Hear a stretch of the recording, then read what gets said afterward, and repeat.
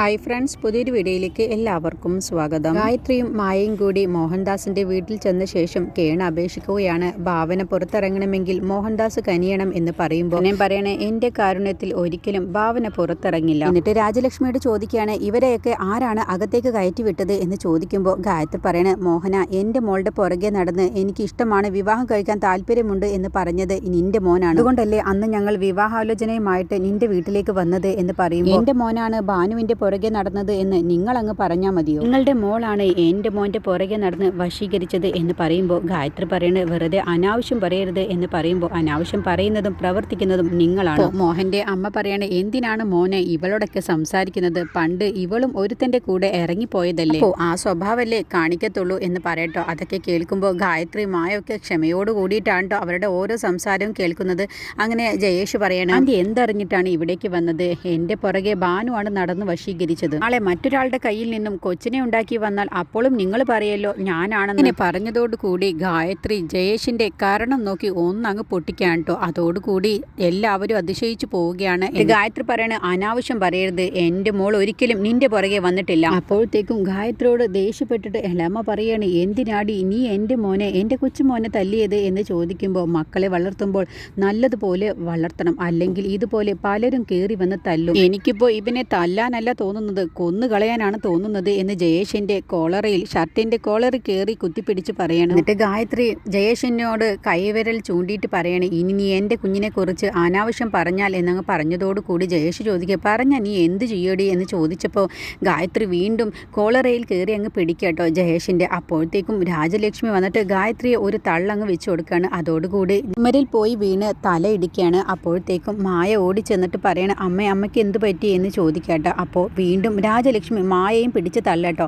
അപ്പോൾ മായ സോഫയിൽ പോയി വീഴാണ് തലയിടിച്ചിട്ട്. അപ്പോൾ മായയ്ക്ക് പെട്ടെന്ന് തല കറങ്ങുന്നത് പോലെ തോന്നണം. മായയെ തൊട്ടപ്പോൾ ഗായത്രിക്ക് അങ്ങ് ദേഷ്യം വരിക കേട്ടോ. അങ്ങനെ ഗായത്രി തുറിച്ച് നോക്കുകയാണ് രാജലക്ഷ്മി. അപ്പോൾ രാജലക്ഷ്മി പറയണേ, എന്താടി ഇനി തുറിച്ച് നോക്കുന്നത് എന്ന് ചോദിച്ച് ഗായത്രിയുടെ മുടിക്ക് കുത്തി പിടിച്ചിട്ട് വീണ്ടും ഒരു അടി വെച്ചിട്ട് ഒരൊറ്റ തള്ളങ്ങ് വെച്ച് കൊടുക്കുക കേട്ടോ. അതോടുകൂടി ഇളയമ്മയുടെ കാലിൻ്റെ ചുവട്ടിൽ പോയിട്ട് ഗായത്രി അങ്ങ് വീഴാണ്. എന്നിട്ട് ഗായത്രിയുടെ ഇളയമ്മ കാലുകൊണ്ട് പൊക്കുകയാണ് കേട്ടോ. എന്നിട്ട് പറയണേ, ഇപ്പം കണ്ടില്ലേടി പകയുടെ ശക്തി കണ്ടില്ലേ? എന്നിട്ട് പൊട്ടിച്ചിരിച്ചുകൊണ്ട് എളാമ്മ പറയണേ, കണ്ടോടി, ഇതാണ് പകയുടെ ശക്തി, താങ്ങി നിർത്താനുള്ള ശക്തി എനിക്ക് ദൈവം തന്നത് കണ്ടോ എന്ന് പറഞ്ഞിട്ടാണ് ഗായത്രിയുടെ മുഖം കാലിൻ്റെ പത്തി കൊണ്ട് പൊക്കുകയാണ് കേട്ടോ. അപ്പോൾ അത് കാണുന്ന സമയത്ത് മായയ്ക്ക് വല്ലാത്ത സങ്കടം വരികയാണ്. അപ്പോൾ ഇത് കണ്ടുകൊണ്ട് നിൽക്കുന്ന മോഹനനും മകൻക്കും അതുപോലെ രാജലക്ഷ്മിക്കൊക്കെ ഒരുപാട് സന്തോഷമാവണം. അവരുടെ ഉദ്ദേശങ്ങളൊക്കെ ഓരോന്നോരോന്നായി നിറവേറുന്നു എന്നുള്ള സന്തോഷത്തോട് കൂടിയിട്ടാണ് അതൊക്കെ കണ്ടുകൊണ്ട് നിൽക്കുന്നത്. എന്നിട്ട് എളാമ്മ പറയണേ, ഞാൻ നിന്നോട് ഒരിക്കൽ പറഞ്ഞിരുന്നു നീ എൻ്റെ കാൽക്കൽ വീഴുമെന്നുള്ളത്, അതാണ് ഇപ്പോൾ സംഭവിച്ചത് എന്ന് പറയട്ടോ. എന്നിട്ട് ആ കാലിൻ്റെ പത്തി കൊണ്ട് തന്നെ ഗായത്രിയെ ഒരു തള്ളങ്ങ് വെച്ച് കൊടുക്കുകയാണ്. അതോടുകൂടി ഗായത്രി തല അടിച്ചങ്ങ് നിലത്തേക്ക് വീഴുന്നുണ്ട് കേട്ടോ. അപ്പോൾ മായ ഓടി ചെല്ലാണ്, അമ്മേ എന്ന് പറഞ്ഞ് വിളിച്ചുകൊണ്ട്. അപ്പോൾ ഗായത്രി വേദന സഹിക്കാതെ അമ്മേ എന്ന് നിലവിളിക്കുന്നുണ്ട്.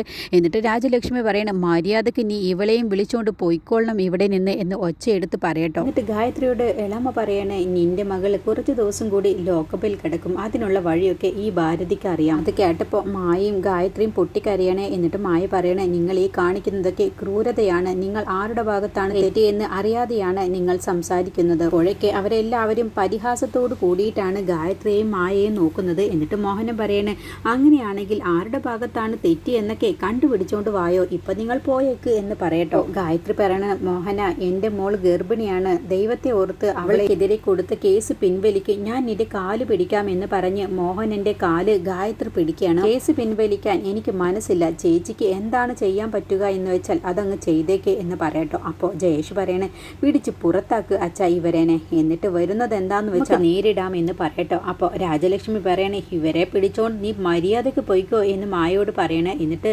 ഗായത്രിയുടെ മുടിക്ക് കുത്തിപ്പിടിച്ച് ഗായത്രിയെ പുറത്തേക്ക് അങ്ങ് തള്ളിയിടുകയാണ് കേട്ടോ. അപ്പോൾ ഗായത്രി നേരെ മണ്ണിൽ പോയി വീഴുകയാണ്. എന്നിട്ട് ഗായത്രിയുടെ നെറ്റിയൊക്കെ മുഖമൊക്കെ അങ്ങനെ മണ്ണിലങ്ങ് കുത്തി വീഴുകയാണ് കേട്ടോ. അങ്ങനെ ആയി പിടിച്ച് എഴുന്നേൽപ്പിക്കാൻ ശ്രമിക്കുകയാണ്. അപ്പോൾ രാജലക്ഷ്മി ഗായത്രി അങ്ങ് ചവിട്ടാൻ നിൽക്കുകയാണ്. അപ്പോഴത്തേക്കും മോഹനൻ തടയാണ്.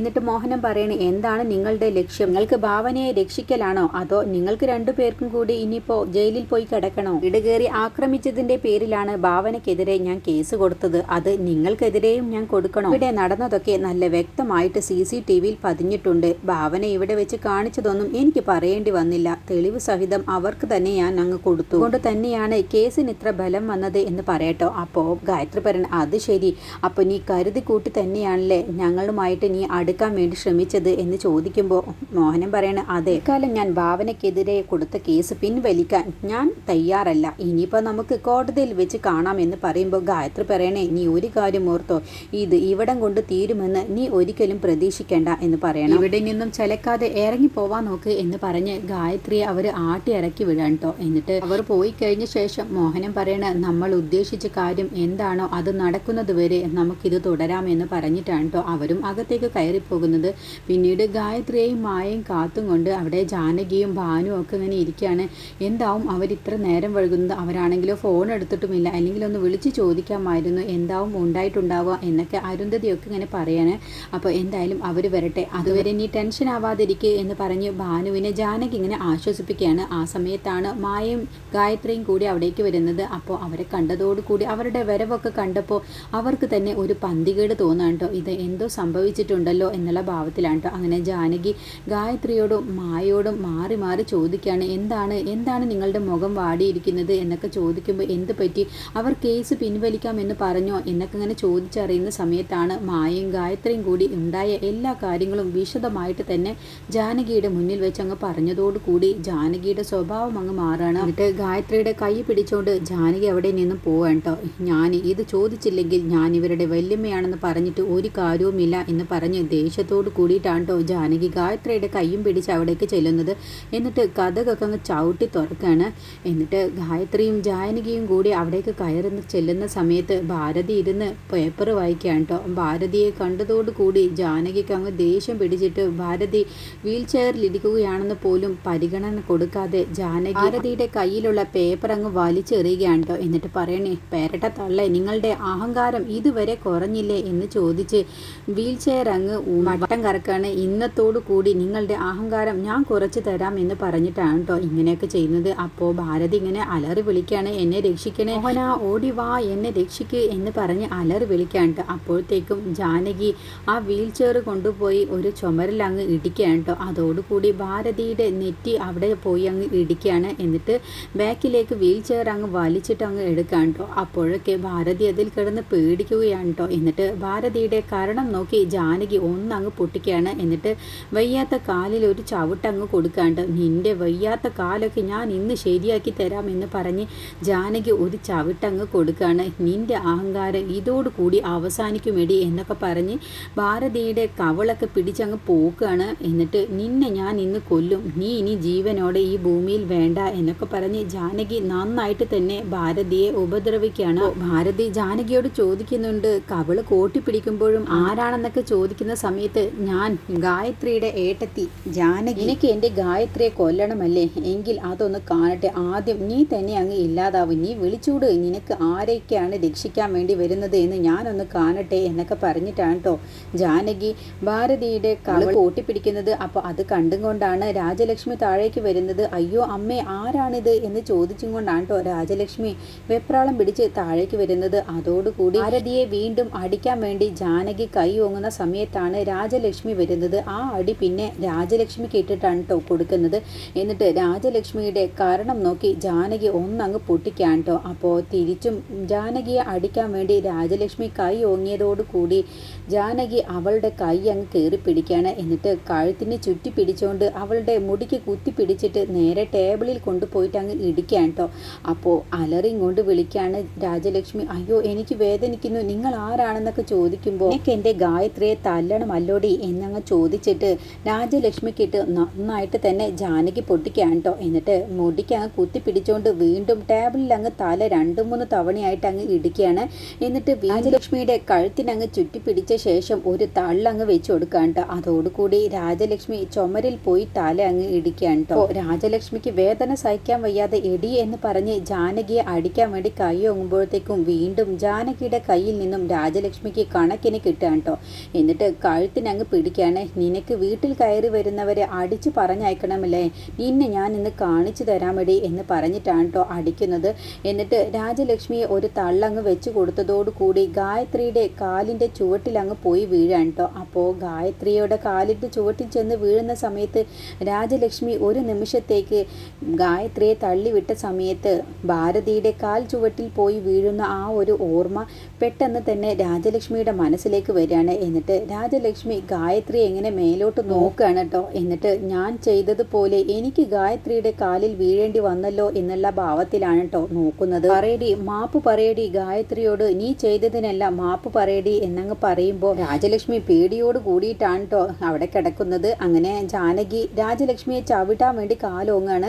അപ്പോഴത്തേക്കും മോഹനൻ പുറത്തേക്ക് വരികയാണ്. രാജലക്ഷ്മി എന്ന് പറഞ്ഞ് വിളിച്ചോണ്ടാണ് കേട്ടോ പുറത്തേക്ക് വരുന്നത്. എന്താ ഇവിടെ, നിങ്ങൾക്ക് എന്ത് വേണം എന്നങ്ങ് ചോദിക്കുമ്പോൾ ഗായത്രി, നിന്നെ ഇവൻ വഴക്ക് പറഞ്ഞോ എന്ന് ചോദിക്കാൻ കേട്ടോ. പോകാം ഏട്ടത്തി, ഇത് മോഹനൻ എന്നങ്ങ് പറഞ്ഞോ. എടാ മോഹന, നിന്നെ ഞാൻ ഇനി ചെയ്തതിനെല്ലാം നിനക്ക് ഞാൻ തിരിച്ചു തരുമടാ. നീ എന്ത് കരുതി, നീ ഒന്ന് ചെയ്താലേ ഈ ജാനകി 9 തിരിച്ചു തരും എന്ന് പറഞ്ഞ് അവിടെ ഇരിക്കുന്ന ഒരു സാധനം എടുത്ത് മോഹനന്റെ നേരെ അങ്ങ് എറിയുന്നുണ്ട് കേട്ടോ. എന്നിട്ട് ഭാരതി പറയണേ, എടാ മോഹന, ഇവളെ വെറുതെ വിടരുത്, ഇപ്പൊ തന്നെ പോലീസിനെ വിളിക്ക്, ഇവളുടെ കൈയും കാലും തല്ലി ഒടിക്കുക എന്ന് പറയുമ്പോൾ പെട്ടെന്ന് ഒരു സൗണ്ട് വരികയാണ്. തൊട്ടു പോവരുത് എന്ന് പറഞ്ഞല്ലോ ഒരു സൗണ്ട് വരുന്ന സമയത്ത് അവർ നോക്കുമ്പോൾ അത് സേതു ആയിരിക്കും കേട്ടോ. സേതുവിനെ കണ്ടപ്പോൾ ജാനകിയും ഗായത്രിയും അതിശയിച്ച് നിൽക്കുകയാണ്. ഇവൻ എങ്ങനെ ഇക്കാര്യം അറിഞ്ഞു എന്നുള്ള ഭാവത്തിലുണ്ട്. സേതു പറയണേ, നീ ഇവരെ ഒരു ചുക്കും ചെയ്യില്ലടാ, കാര്യങ്ങളെല്ലാം അറിഞ്ഞിട്ട് തന്നെയാണ് ഞാൻ വന്നിട്ടുള്ളത് എന്നങ്ങ് പറയട്ടെ. അപ്പോഴത്തേക്ക് ജയേഷ് പുറത്തേക്ക് വരികയാണ്. ജയേഷിനെ കണ്ടതോടുകൂടി സേതുവിന് അങ്ങ് ദേഷ്യം പിടിക്കാൻ കേട്ടോ. എന്നിട്ട് ജയേഷിന്റെ കാരണം നോക്കി ഒന്നങ്ങ് പൊട്ടിക്കുകയാണ്. അപ്പോൾ രാജലക്ഷ്മിയും മോഹനനും സേതുവിനെ തടയാൻ ശ്രമിക്കുമ്പോൾ സേതു മോഹനെ ഒരു തള്ളങ്ങ് വെച്ചു കൊടുക്കുകയാണ്. അതോടുകൂടി മോഹനൻ ചുമരിലേക്ക് അങ്ങ് വീഴാണ്. എന്നിട്ട് സേതു വീണ്ടും ജയേഷിനെ പൊതിരെ അടിക്കുകയാണ്. ഭാരതി പറയുന്നുണ്ട്, ഇവരെ വെറുതെ വിടരുത്, പോലീസിനെ വിളിക്ക്, ഇവരെ ഒരു പാഠം പഠിപ്പിക്കണം എന്ന് പറയുമ്പോൾ ജാനകി പറയണം, മതി തള്ളെ, നിർത്ത്, നിങ്ങളുടെ പക ഇതുവരെ അവസാനിച്ചില്ലേ എന്ന് ചോദിക്കേട്ടോ. അപ്പോൾ ഗായത്രി പറയണ, മതി ഇളയമേ, നിങ്ങൾക്ക് അന്നും ഇന്നും എന്നും എന്നോട് പകയാണ്, എന്നെ ദ്രോഹിക്കണം എന്നുള്ള ചിന്ത മാത്രമുള്ളൂ നിങ്ങളുടെ മനസ്സിൽ എന്ന് പറയുമ്പോൾ ജാനകി പറയണ, അന്നത്തെ പോലെയല്ലല്ലോ ഗായത്രി, ഇന്ന് നിനക്ക്, കാരണം നിനക്ക് തീയിൽ കുരുത്ത 5 മക്കളില്ലേ, പിന്നെ ഞങ്ങളുമില്ലേ നിന്റെ കൂടെ. എന്നിട്ട് ജാനകി ജയേഷിന്റെ അടുത്തേക്ക് ചെല്ലുകയാണ്. എന്നിട്ട് കവളത്തേക്ക് ഒന്നങ്ങ് പൊട്ടിച്ചൊടുക്കുകയാണ് കേട്ടോ. എന്നിട്ട് പറയണ, ഇവനാണോ കാമദേവൻ, ചെക്ക മര്യാദക്ക് പഠിക്കാൻ നോക്ക്, എന്നിട്ട് ഡോക്ടർ ആവാൻ നോക്ക്, അല്ലാതെ ഈ എക്സ്പയറി ഡേറ്റ് കഴിഞ്ഞ ഈ തള്ളയുടെ വാക്കും കേട്ട് നീ ഓരോന്നിനെ ഇറങ്ങി പുറപ്പെട്ടാൽ നിന്റെ ഭാവി തന്നെ ഇല്ലാതാവും, നിന്നെ ഈ പിള്ളേര് കയറി അങ്ങ് ഞരങ്ങും എന്ന് പറഞ്ഞ് ജാനകി ജയേഷിന്റെ കഴുത്തിന് കയറി അങ്ങ് പിടിക്കാൻ കേട്ടോ. അപ്പോഴത്തേക്കും മോഹനനും രാജലക്ഷ്മിയും തടയാനൊക്കെ ശ്രമിക്കുമ്പോൾ അവരെ എല്ലാം ഒരു തള്ളങ്ങ് വെച്ചു കൊടുക്കാൻ കേട്ടോ. എന്നിട്ട് ജാനകി ജയേഷിനോട് പറയണേ, മര്യാദക്ക് നിന്നാൽ നിനക്ക് കൊള്ളാം, അല്ല എന്നുണ്ടെങ്കിൽ നിന്റെ ദേഹത്ത് മൊത്തം പേന കത്തി കൊണ്ടാവും ചിത്രം വരയ്ക്കുക, മനസ്സിലായോടാ എന്നങ്ങ് ചോദിച്ചപ്പോൾ രാജലക്ഷ്മി പറയണേ, ഏട്ടാ പോലീസിനെ വിളിക്കേ എന്ന് പറയുമ്പോൾ ആടി വിളിക്കടി, നിങ്ങളും കരുതി കൂട്ടിയിട്ട് തന്നെയാണ് വന്നിട്ടുള്ളത്, വെറുതെ ആരും വീട് കയറി ആക്രമിക്കില്ലല്ലോ, ഞങ്ങൾ കോടതിയിൽ വെച്ച് കണ്ടോളാം എന്ന് പറയുമ്പോൾ അത് തന്നെയാണ് വല്യമ്മ എനിക്കും പറയാനുള്ളത്. നമ്മൾ കോടതി കയറുമ്പോൾ അപ്പോൾ ഇവരും കോടതി കയറുമല്ലോ, അപ്പോൾ അറിയാലോ എല്ലാ സത്യവും.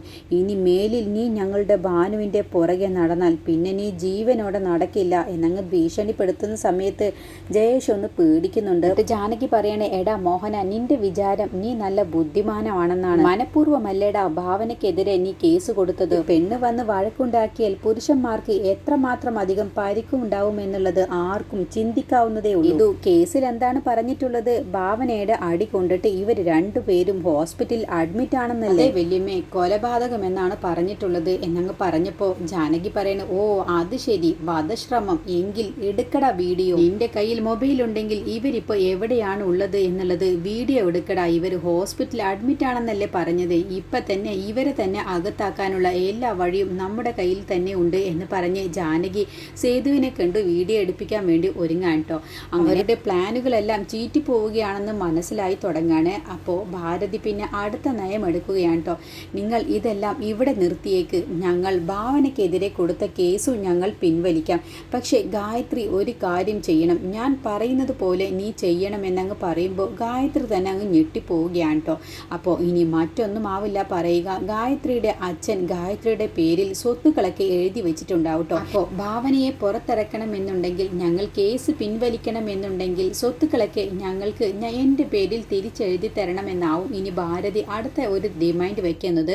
അതോടുകൂടി എന്താണ് കാര്യം എന്നുള്ളത് ഇനി മനസ്സിലാവുക കേട്ടോ. ഇതിന് വേണ്ടിയിട്ടാണ് മോഹനനും മകനുമെല്ലാം കളിച്ചത് എന്നുള്ളത് ഗായത്രിക്കും കുടുംബത്തിനും മനസ്സിലാവാണ്. അങ്ങനെ ഗായത്രിയെ കൊണ്ട് ഭാവനയെ പുറത്തിറക്കാൻ വേണ്ടി ഒപ്പിടാൻ വേണ്ടി പറയാണ്. പക്ഷെ അതിൻ്റെ ഒന്നും ഒരു ആവശ്യവും വരില്ല. അല്ലാതെ തന്നെ ഭാവനയെ ഇനി പുറത്തിറക്കാൻ കേട്ടോ. അതിനെ വല്യച്ഛൻ്റെ സഹായത്തോടു കൂടി തന്നെയാണ് ഭാവന പുറത്തിറങ്ങുന്നത്. അങ്ങനെ ACP മാഡം പറയാണ്, ഭാവന നീ ഭാഗ്യവതിയാണ്. ഇന്നത്തെ കാലത്തൊക്കെ അച്ഛനില്ലാത്ത നിനക്ക് ഇങ്ങനെ ഒരു വല്യച്ഛനെ കിട്ടിയില്ലേ, അത് തന്നെ ഒരു മഹാഭാഗ്യമാണെന്ന് പറയട്ടോ. അങ്ങനെ വല്യച്ഛൻ ഭാവനയും കൂട്ടി ഇനി വീട്ടിലേക്ക് പോവാണ്. അങ്ങനെ ഭാവനയോടാണ് കേട്ടോ ഇനി ഇക്കാര്യങ്ങളൊക്കെ പറയാൻ പോകുന്നത്.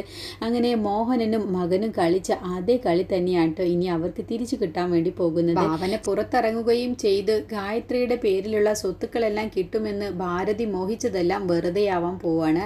ഭാരതിക്ക് ആ സ്വത്തുക്കളൊന്നും തന്നെ ഗായത്രി തിരിച്ചെഴുതി കൊടുക്കാൻ അവരാരും തന്നെ സമ്മതിക്കില്ല.